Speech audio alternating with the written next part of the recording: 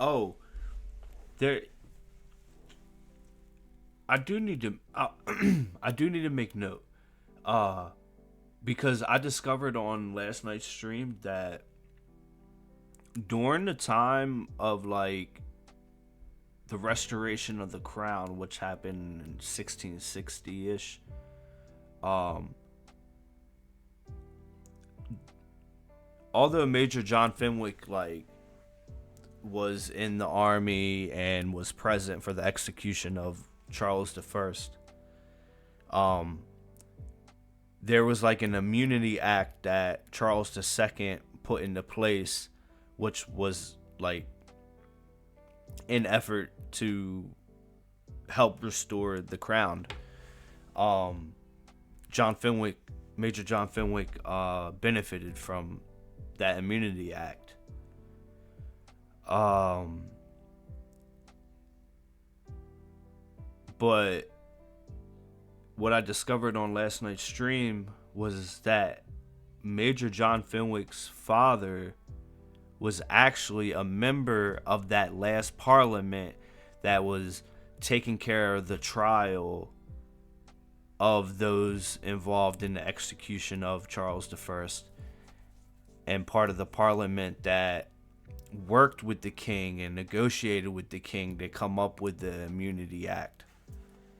So I mean, I'm sure he would have been swept in with the Immunity Act anyway, because most people were.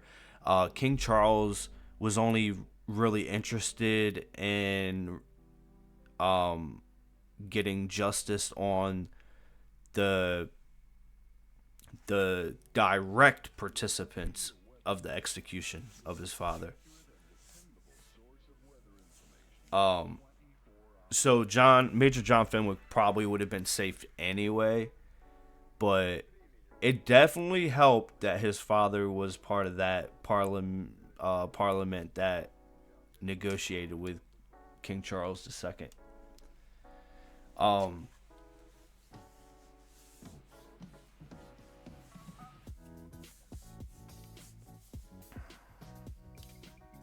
I'm really discovering more and more about like all the wars that was happening, the civil wars and all of that. So there's still a lot that I don't know. But um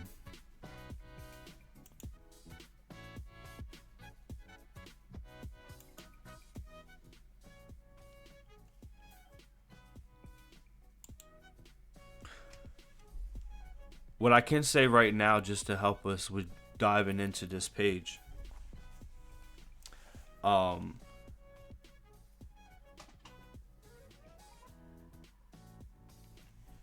I think what kicked all this off is when King Charles the First became king.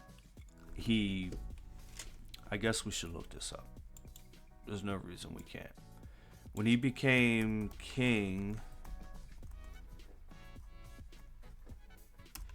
he just basically decided to stop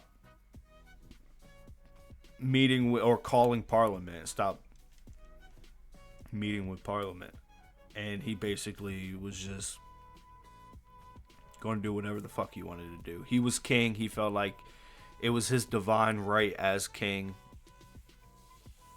that he didn't have to answer to or work with the people.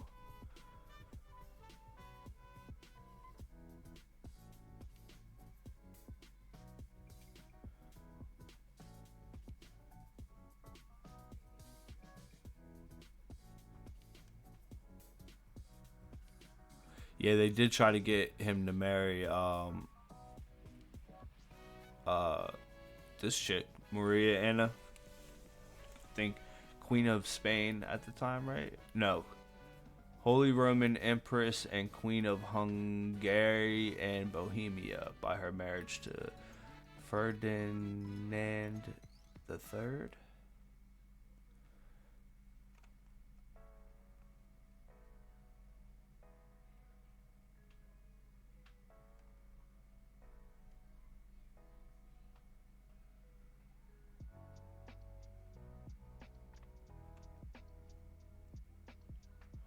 After his secession in 1625, Charles quarreled with the English Parliament, which sought to curb his royal prerogative. He believed in the divine right of kings and was determined to govern according to his own conscience. Many of his subjects opposed his policies, in particular the levying of taxes without parliamentary consent, and perceived his actions as those of a tyrannical absolute monarch. His religious policies, coupled with his marriage to a Roman Catholic, generated antipathy and mistrust from reformed religious groups such as the English Puritans and Scottish Covenanters. Which, interesting enough, I believe the Covenanters ended up helping King Charles II later on actually get back to restoring the crown. Who thought his views too Catholic? He supported high church Anglican ecclesiastics and failed to aid continental Protestant forces successfully during the 30 Years' War. His attempts to force the Church of Scotland to adopt high Anglican practices led to the Bishops' Wars, strengthened the position of the English and Scottish parliaments, and helped precipitate his own downfall. From 1642, Charles fought the armies of the English and Scottish parliaments in the English Civil War. After his defeat in 1645 at the hands of the Parliamentary New Model Army, that was the army that Major John Fenwick was a major in for a cavalry regiment.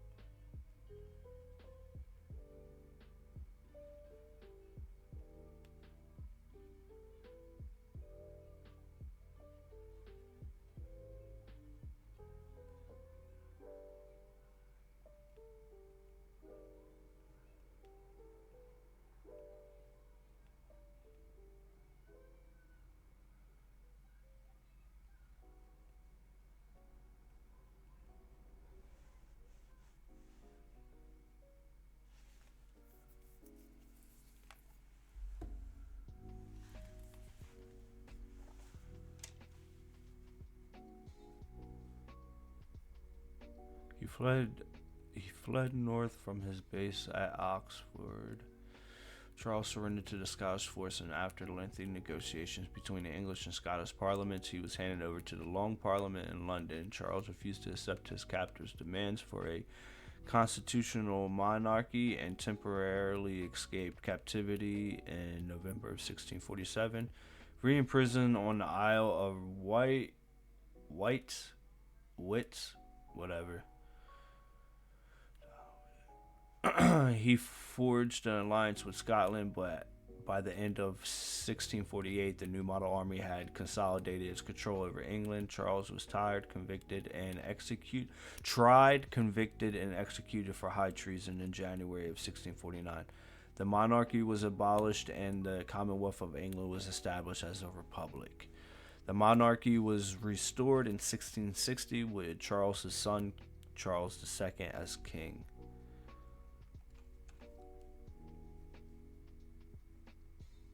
But like I was saying last night, like at the beginning of like when you start this whole story, you're like, yeah, like fuck this guy.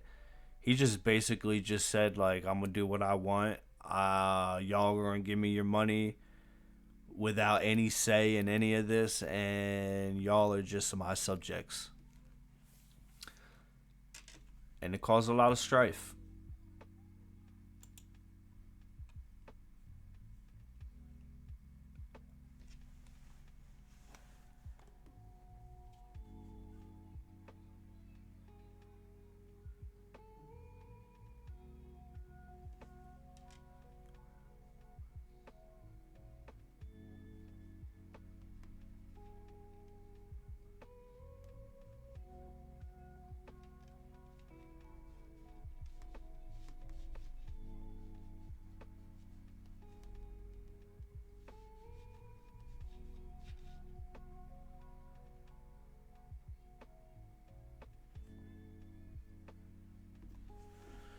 Distractions.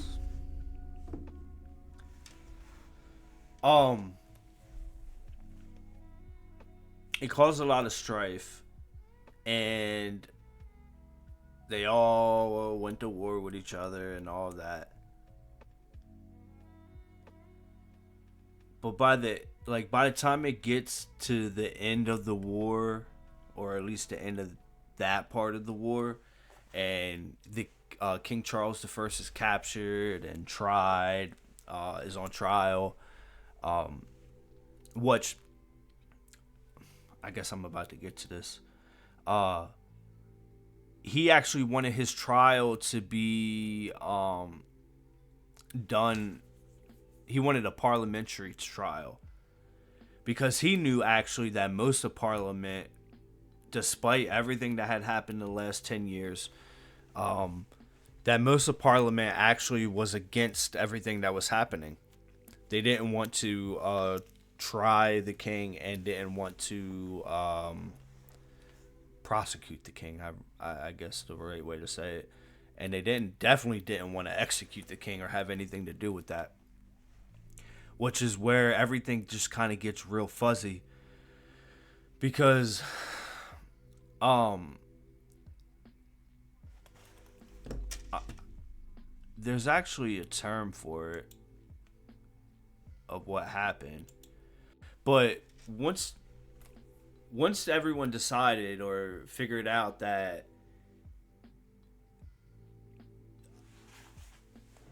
the powers that be at the time, I guess, um were they wanted to execute the king. Most of Parliament was like not for it. Uh and I don't know.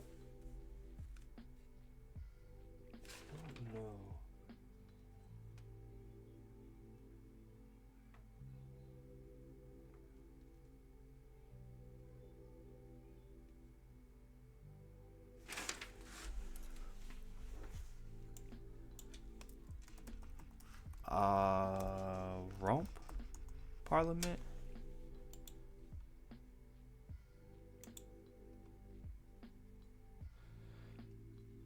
The Rump Parliament was the English Parliament after Colonel Thomas Pride had commanded his soldiers on the 6th of December 1648 to purge the Long Parliament of members against the Grandee's intention to try King Charles I for high treason. Rump normally means the high end or backside of a mammal.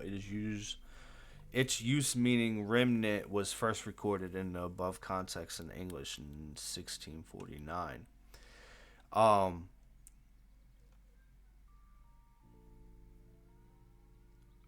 Pride's Purge. That's what I was looking for. Pride's Purge is the name commonly given to an event that took place on the 6th of December 1648, when soldiers prevented members of Parliament considered hostile to the new model army from entering the House of Commons of England. Despite defeat in the First English Civil War, Charles I retained significant political power. This allowed him to create an alliance with the Scots Covenanters and parliamentarian moderates to restore him to the English throne. The result was the 1648 Second English Civil War, in which he was defeated once again. Convinced only his removal could end the conflict, senior commanders of the new model army took control of London on the 5th of December.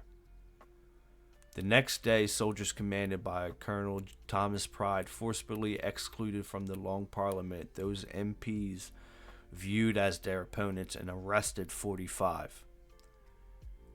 The purge cleared the way for the execution of Charles in January of 1649 and establishment of the Protectorate in 1653. It is considered the only recorded military coup d'etat. I think they say coup d'etat in English history. I don't know how to say that. But like I was saying, by the time you get to the end of the story, like, the good guys become the bad guys because the good guys do the very thing that they were fighting against the bad guys for doing, right? Charles I said he believed he had divine royal rights, and he stopped fucking with Parliament. And that's what made all this happen. And then when Parliament went to war with him and won and captured him and wanted to kill him, they realized that like the only way they were going to stop, really, when he escaped after the first Civil War and then kicked off another mini war, the second Civil War, that was when they were like, we gotta the only thing that's going to stop this from happening again is if we kill him. And they knew that the ones who wanted that knew that Parliament was going to, most of the people wasn't going to go for that. So they took siege of London. They arrested 45 innocent people just on the basis of them knowing that they would vote in opposition to them on the execution of the king. A few people escaped getting arrested and fled and went into exile, fled the country even.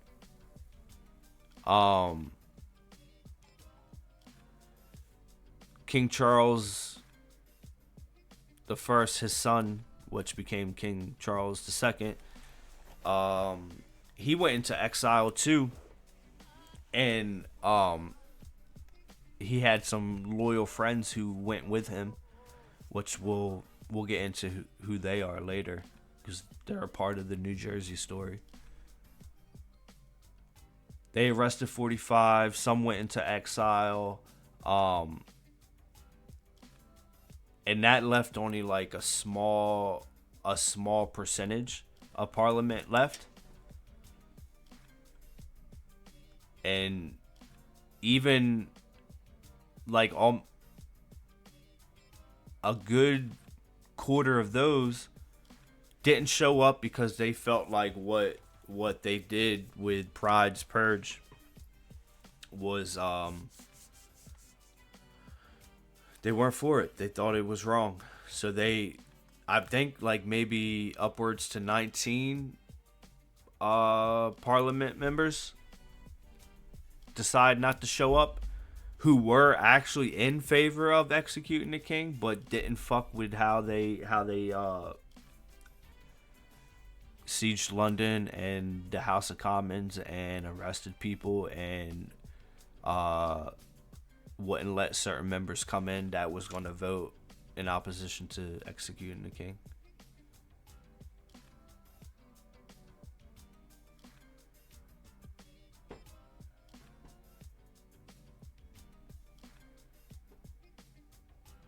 When the First English Civil War began in 1642, the vast majority on both sides believed a well-ordered monarchy was divinely mandated.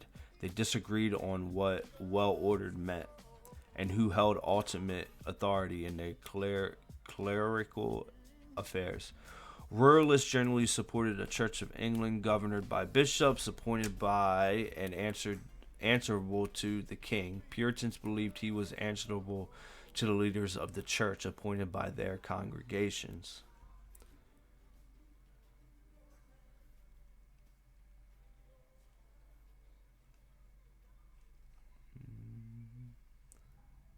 In 1646, most parliamentarians assumed military defeat would force Charles I to comply with their terms, but his refusal to make any substantial concessions frustrated allies and opponents alike.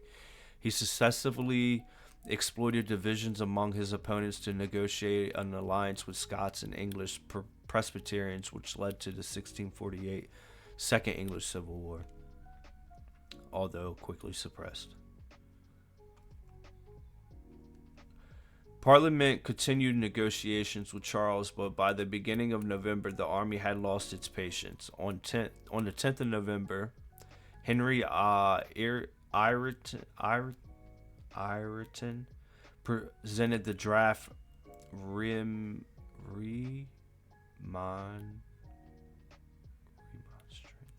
remonstrance to the Army General Council, which set out a constitutional vision of a state with Charles replaced by an elected monarch.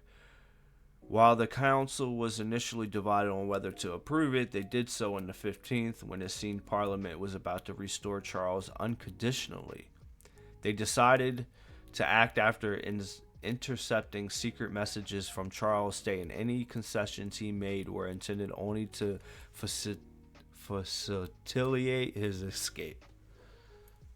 Which, well, he did the first time. Alright, this is important here. On the 1st of December,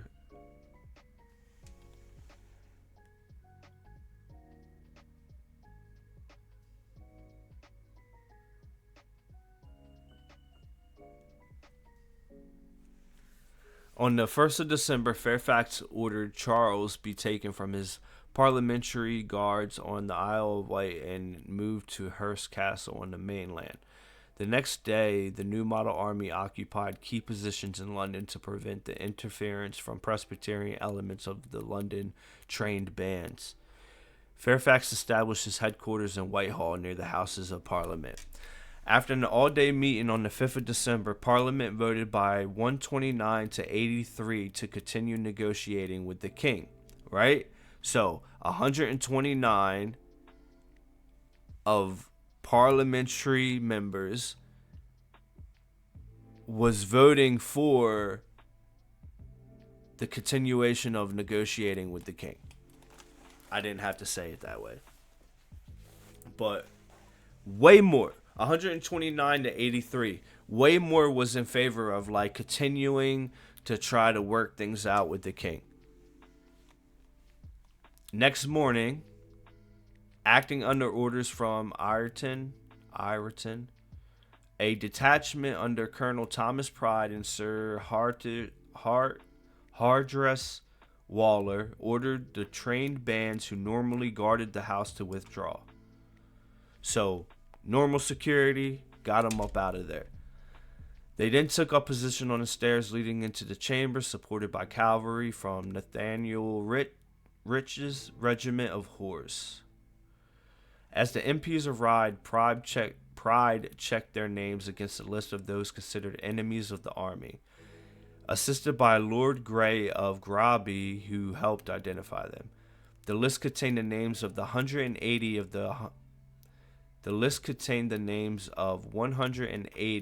of the 470 eligible members, including all 129 who the day before had voted to continue negotiations with the king.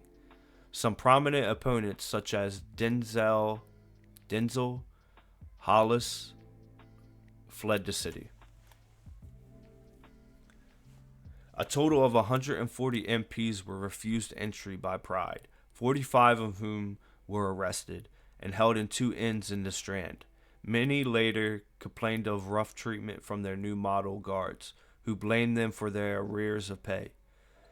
Most were released in late December, but former parliamentarian generals William Waller and Richard Brown were held for nearly 3 years. This left around 156 members present in London, with another 40 or so absent elsewhere, which became known as the Rump Parliament. While assumed to be supportive of the army, this was not necessarily the case. Many were horrified by Pride's actions, and more than 80 of those who remained in London refused to attend. The vote to end negotiation with Charles was taken by only 83 MPs. So they literally took siege, and every step of the way to the execution just cut more and more people out of the parliament, that all on the basis of they were going to go against what they really wanted. And what they really wanted, what Oliver Cromwell really wanted, was the king to be executed.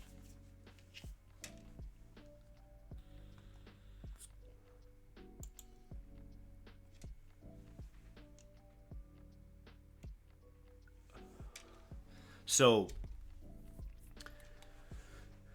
these 3 guys were actually like at the execution.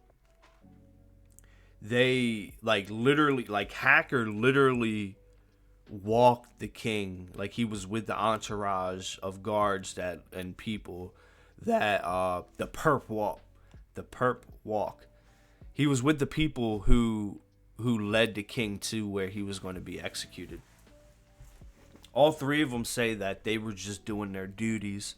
They were doing what they were supposed to do under orders as soldiers, which is legitimate. It's legit, right? Um, but there's first of all, like I said before, Colonel Hanks and Colonel Payer. These are, I can't really say that they're typos. They could be, but there's like questions with these two names on multiple sources. For one, the Payer, Colonel Payer, his name is spelled so many different ways. Um, and those two, either Hanks, his real name is Colonel Hercules Hunks, and he actually refused to sign the execution warrant, although he was participating in it. And Oliver Cromwell called him a a forward peevish fellow or something along those lines. Called him a coward for that and actually forged his name. So we know Colonel Hercules Hunks, his name was forged, which actually worked in his favor later on when he was on trial.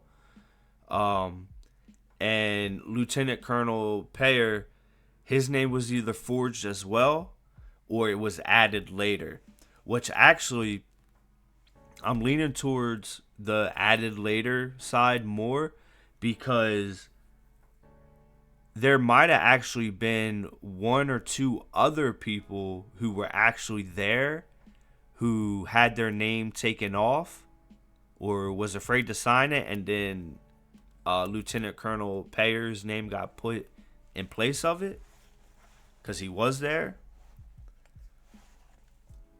And of course, Hacker, he almost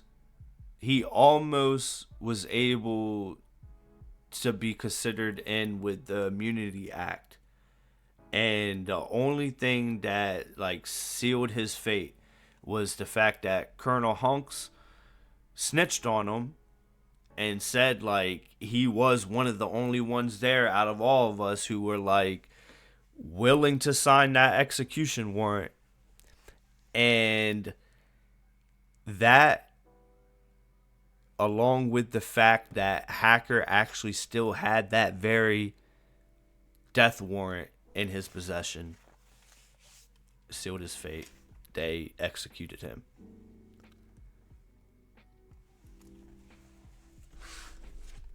If you look at my notes, I was like, you see all the lines and arrows everywhere? I was all over the place with this. All over the place.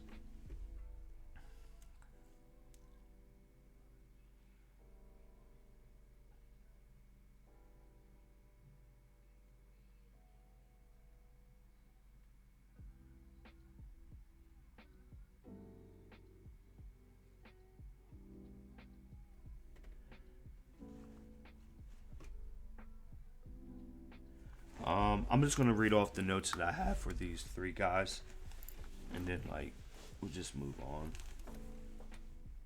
Um, let's see.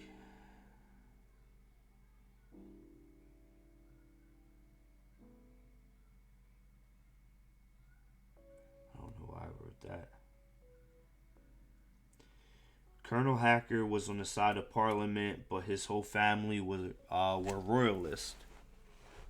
His brothers fought for the king on the royalist side. One Hacker brother died in battle, and another lost his hand in service. Colonel Hacker would have been given immunity for his role in the execution of the king under the Indemnity and Oblivion Act. But then, while he was on trial, they literally found the actual death warrant of the former king in his possession. So they hung him. Colonel Hercules Hunks saved himself by giving evidence against Hacker and another fellow named Daniel Extel, and for his refusal to sign the death warrant.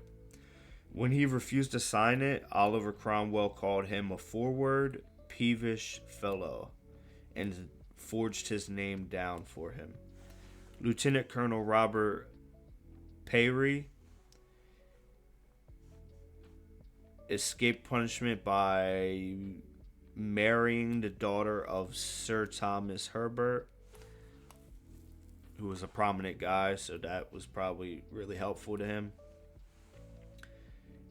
Actually, I think that guy might have even been in exile with Charles II or helped him while Charles II was in exile. His second wife, Elizabeth, was the king's personal attendant during his imprisonment and execution, which probably worked in his favor too, because she probably had a really good relationship with the king before he got executed, which probably mattered a lot to Charles II. Maybe this is all speculation. Maybe. But I'm sure both of those facts really worked in his favor, because everyone else was executed who had that direct of a participation with the execution, except for the dude who snitched. And again, it goes to question if he actually ever really signed the death warrant anyway. Hacker was hung at Tyburn Gallows on October 19, 1660.